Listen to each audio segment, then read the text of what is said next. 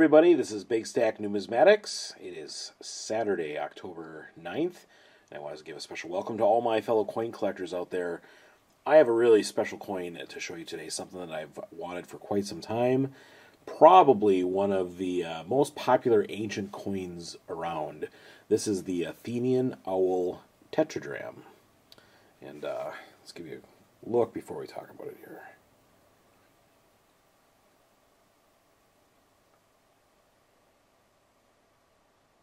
Here's the details. Choice XF. It's got 5 out of 5 for strike and 4 out of 5 for surface detail, based on NGC Ancients. And of course, everyone wants to see the owl on the back. Look at that. What a lovely coin and design. Alright, so what is an owl tetradrachm? Well, it's a Greek coin. They produced these for a couple hundred years in the city-state of Athens. And this is Athena, the patron goddess of Athens from the time. And this particular coin here, they say between 440 and 404 BC. Amazing to see a coin look like this that is that old. But these were very, very popular. They were circulated all over the world. They had high silver content. They were known to be very pure. And you could find hordes of these all over the world. And in these particular coins, it's interesting because the prices on these have come down dramatically. In the 1960s, I read online, a good version of this, like a Choice XF like this, probably would fetch about $120 in the 60s. By 1970, closer to $400. In the 90s, you could find them for around $1,500 to a maximum in 2008, close to $2,000 for a coin like this. However, about 3 years ago, a cache of about 30,000 of these was found in Turkey, and so all of a sudden, there's like a whole bunch of surplus owl tetradrachms that hit the market, and with the grading services and all that kind of stuff. So of course, it's probably less than half of that today.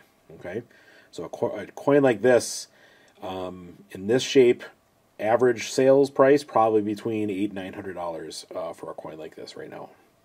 So very, very pleased to have this. Interestingly enough, in my research on this, Teddy Roosevelt used to carry a pocket owl tetradrachm.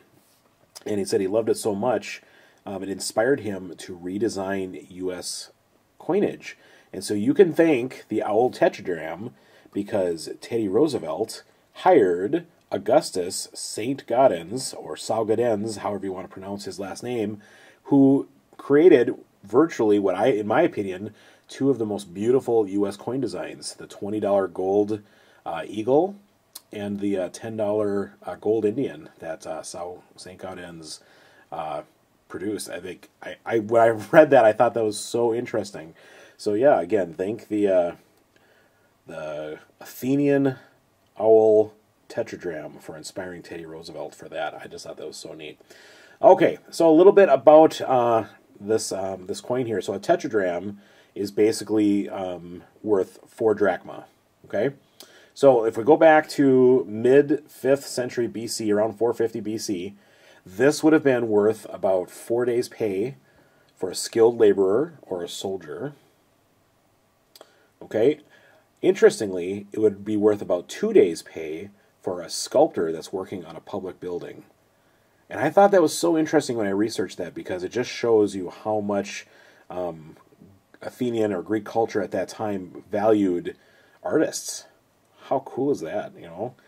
And we know that Greek culture just really prized high-level art and music and all that kind of things. But anyway, so yeah, 4 days of pay for a skilled laborer or soldier, or 2 days pay for a sculptor working on a public building. If you were a citizen working on jury duty or an unskilled laborer, it would be about 24 days of service to earn a tetradrachm like this. So a coin like this, and again, this is a high-level coin. You know, it's like I said, 4 drachma, or I think it was In each drachma is worth about 6 oboe, I think they called them. Forgive me if I got that wrong, but it's like a subdivision of the drachma. At any rate, a coin like this, a tetradrachm, could pay for about 54 days of rations for a soldier, or 4 of these, or 20 drachma, would buy a cloak, and 7 to 12 of these, or up to about 50 drachma, could buy a cow.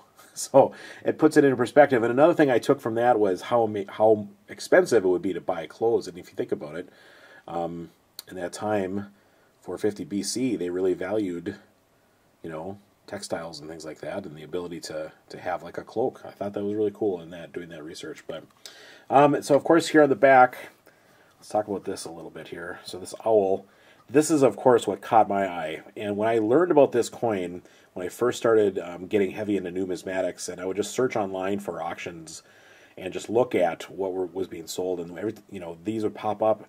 And when I found out how old these were, I couldn't believe it. Like it's an amazing design. And of course, when I see this owl, the first thing that pops into my mind is a movie from when I was a kid. Maybe you guys ever remember what's it called? No, of course, with Perseus and Medusa and all of Clash of the Titans. Okay, the original Clash of the Titans from the early '80s, right? And there was that little clockwork owl, and they used a stop motion animation, I guess. Like, I don't know if it was claymation or what they did, but to animate the owl. And I thought, I don't know, this owl reminds me of that. And of course, I should have done maybe even a little bit more research. I'm sure that this is where that's from, actually. So, very cool. All right. So again, this is Athena, and Athena was basically like a warlike goddess. And what's missing from this is there is a helmet, or like a, I don't know if I actually can't describe it. I don't know if it's how high it would come up, but most of the coins that I've seen, the obverse is so big comparatively to the reverse with the owl. And notice here you have these ridges here, and non-counterfeit examples have that ridge from the minting process where the hammer went or whatever. But there are plenty of counterfeits of this coin out there that have more of a smooth edge there, and so that's one of the ways you can spot a counterfeit for these. But AOE, it looks like AOE, and if I was my kids playing their video games, they would explain to me that AOE means damage that affects a rider radius, right? But those are Greek letters. Those are actually the first 3 Greek letters of Athens or Athena. So there you go. That's what I know about this coin. But I bought one. This was from about a year ago. Okay, if I remember correctly, I got this for about $700, somewhere in that $700 range, and I jumped on it. And reason being, if you look at sales and the ones that are available from this, of course you're going to want to get one that's got a really good owl. Okay. At least I did. That was the thing that drove mine. I wanted one that had a good owl that seemed like it could fit the whole face on, at least, right? And of course, I love the condition. It looks beautiful. I mean, an extra fine condition from 2,500 years ago. Holy cow, right? But I wanted to get a good example of this if I were to get this coin.